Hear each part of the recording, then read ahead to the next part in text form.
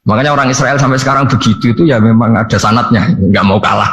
Karena usulnya Nabi Musa memang nggak boleh kalah.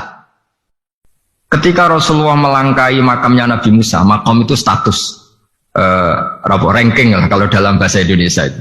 Kalau bahasa Indonesia itu ribet, makam itu kuburan.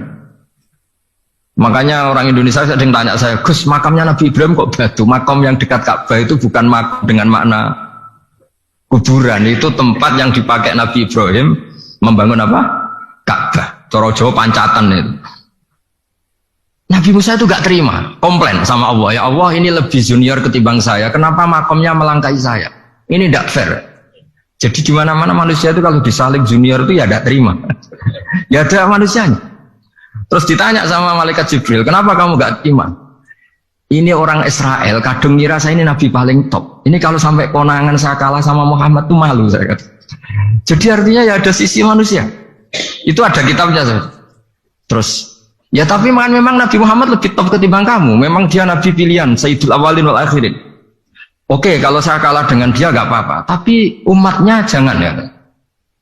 Maksudnya umatnya bangsa Israel harus lebih top ketimbang kita. Makanya orang Israel sampai sekarang begitu itu ya memang ada sanatnya, nggak mau kalah. Karena usulnya Nabi Musa memang nggak boleh kalah. Terus kata Allah, ya tidak bisa. Memang yang paling top tetap umatnya Muhammad, bukan umat kamu. Tetap kamu kalah. Sehingga setelah kalah dan menang itu kita terus tidak tahu. Misalnya begini ya, penemu komputer atau penemu mobil sama yang beli mobil itu hebat mana? Kalau bicara keilmuan ya hebat penemunya. Tapi kalau bicara kapitalistik, udah bikinkan mobil yang mewah gini-gini, nanti tanggal ini jadi ya. Hebat mana yang nyuruh sama yang disuruh? Kalau logikanya pakai gitu. Hebat mana yang nyuruh sama yang disuruh? Artinya, kamu milih jadi mana? Penemu mobil, hebat kan? Tapi terus sama orang kaya diminta, bikinkan ini, speknya seperti ini, selesai di sini. Hebat mana? Nyuruh sama disuruh? Menyuruh. Tapi yang nyuruh tidak bisa bikin mobil, yang disuruh bisa. Pinter mana? Pinter yang disuruh. Tapi pertanyaannya, wong bisa nyuruh ngapain bikin sendiri? Pinter mana? Ini mohon maaf karena di sini banyak orang nggak jelas-jelas juga. Artinya terus subjektivitas manusia ini tetap ada gitu. Kalau bisa beli ngapain bikin gitu. Tapi kalau bisa bikin ngapain beli. Nah mungkin perdebatan di kementerian atau di yayasan atau di kampung-kampung atau di apa mesti begitu. Dan itu di Mi'raj juga digambarkan. Digambarkan bahwa antar nabi ini ya ada kompetisi. Wa fi dzalika falyatanafasil mutanafisun. Tapi bedanya nabi dengan kita itu satu. Nabi itu kalau keliru dengan tanda petik, Nabi itu kalau keliru itu jadi berkah. Itu bedanya kita. Kalau kita keliru kan keliru betul. Kalau Nabi itu tidak kelirunya itu jadi berkah. Ini saya punya dua contoh kalau boleh dibahasakan ya kekeliruan Nabi atau dengan tanda kutip kekeliruan Nabi. Tapi saya ulang lagi dengan tanda kutip. Nabi Musa itu ketika Nabi Muhammad ditanya, kenapa kamu dipanggil jauh-jauh? Disuruh sholat 50 rakaat. Nabi Ibrahim nggak komplain karena beliau Nabi yang baik. Semua Nabi nggak komplain kecuali Nabi Musa. Kata Nabi Musa, jangan Muhammad, bahkan itu. Bilang ke Allah supaya didiskon. Ya, Nabi kembali sama Allah, ya sudah tak kurangi 5. Turun lagi, masih berapa? 45. Masih kurang. Itu sampai 9 kali. Akhirnya terkurangi berapa? 45 rakaat. Itu Nabi Musa masih bilang, dah minta lagi keringanan. Itu kalau diruti nggak jadi sholat kan? Kalau satu lagi kan masih terus hilang itu kewajiban sholat. Nah, Nabi Musa sebetulnya itu bukan karena kasihan kita, bukan dia nggak empati dengan kita, beliau nggak empati sama kita, tapi gara-gara Muhammad, umatku yang lebih kuat, lebih ganteng aja nggak mampu melakukan sholat 50 rakaat, apalagi umatmu. Dia memang orang Israel kan ganteng-ganteng, kuat-kuat, jadi dia pede. Umatku yang lebih keren, lebih ganteng saja gak kuat, apalagi umatmu. Jadi sebetulnya dia minta keringanan itu karena corong Jawa ngeprekno kita, menyepelekan kita bahwa makanya saya ingin memberitahu Nabi Musa kalau ada umatnya Rasulullah yang namanya Sayyid Ali Zainal Abidin yang satu hari sholat 1000 rakaat. Jadi nanti kalau ketemu Nabi Musa, ini 50 aja, ini kuatnya malah 1000. Nah akhirnya, tapi barokahnya Nabi Musa yang sentimen ini, sholat gak jadi 50, tapi 5. Itu bedanya Nabi sama kita. Ada contoh yang lebih ekstrim, kelirunya Nabi itu Nabi Yunus. Nabi Yunus, tapi keliru yang barokah, saya ulang lagi. Nabi Yunus itu memaklumatkan ke masyarakatnya, nanti itu kalau kamu tidak nurut sama saya ada azab. Anggap saja azab itu hari Kamis. Besok hari apa ya? Besok hari Kamis ya?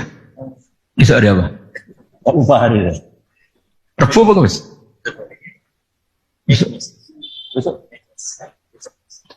Lupa hari ya. Kata Nabi Yunus, 3 hari lagi akan ada azab.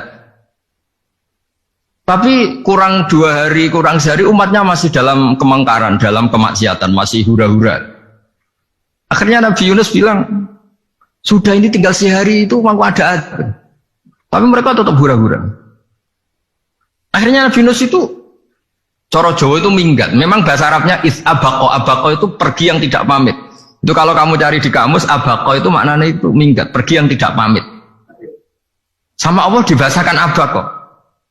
So, wong ra bener kabeh, udahlah tak tinggalkan. Setelah ditinggalkan, Nabi Musa disalahkan sama Allah. Kamu itu Nabi tidak diperintah hijrah kok. Hijrah. Syaratnya Nabi kan mengambil keputusan apa saja berdasar wahyu. Tapi tanpa ada perintah wahyu, dia tetap keluar dari kampungnya itu. Keluar sama Allah disalahkan. Wong Nabi kok minggat. Akhirnya ketika dia di kapal, di perahu itu, dulu itu ada mitos, kalau ada perahu mau tenggelam pasti ada yang minggat, diundi. Sampai 3 kali yang keluar dia, akhirnya tahu diri nyemplung ya. Nyemplung terus ditelan ikan nun. Pokoknya ikan besar lah. Diberi sanksi sama Allah, karena dia Nabi kok melanggar, diberi sanksi ditelan ikan nun. Telan ikan nun karena beliau seorang Nabi, perutnya ikan itu jadi masjid, dia baca tasbih terus. Tapi barokahnya dia minggat tadi asbako. Akhirnya 1 hari itu mau ada azab besar itu orang-orang nginceng rumahnya dia. Diinceng. Kalau betul ada azab, pasti orang ini lari. Masa ada azab dia di sini? Diinceng ternyata gak ada. Wah berarti bener ini ada azab. Buktinya dia gak ada katanya. jadi unik. Akhirnya dicinceng gak ada terus dia, wah berarti ada azab betul.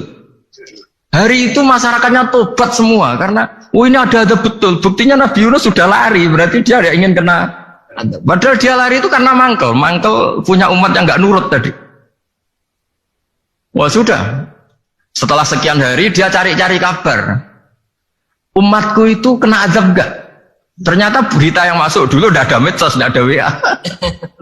Dulu itu gak ada itu.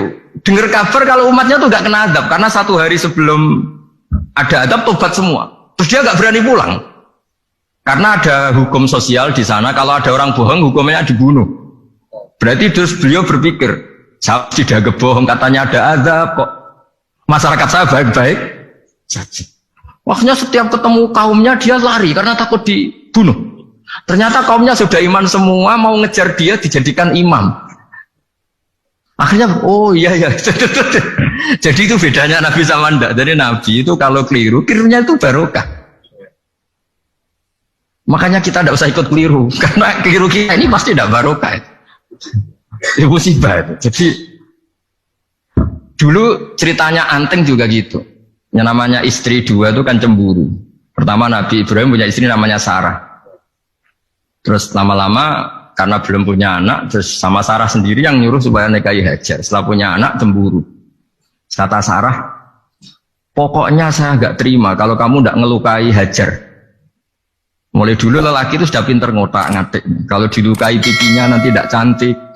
Apa ya? Yang penting ngelukai tapi tetap cantik. Terus ada Anteng itu. Anteng itu dulu ceritanya itu dilukai tapi tambah cantik. Nabi Ibrahim akhirnya melukai. Seneng Sarah karena sudah dilukai. Ternyata barokahnya dilukai itu jadi Anteng yang mempercantik perempuan. Padahal melukai istri itu kan tidak boleh.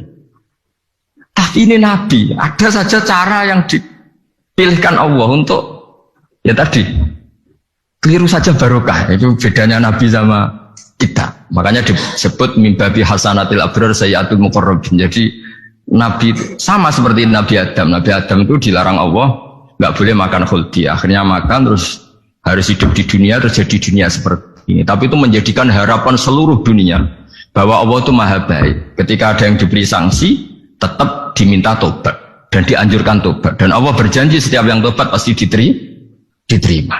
Sehingga terus kita sampai sekarang nggak pernah putus asa karena sudah diberi contoh bahwa bapak kita yang pernah salah dijanjikan tobat dan Allah pasti menerima tobat itu.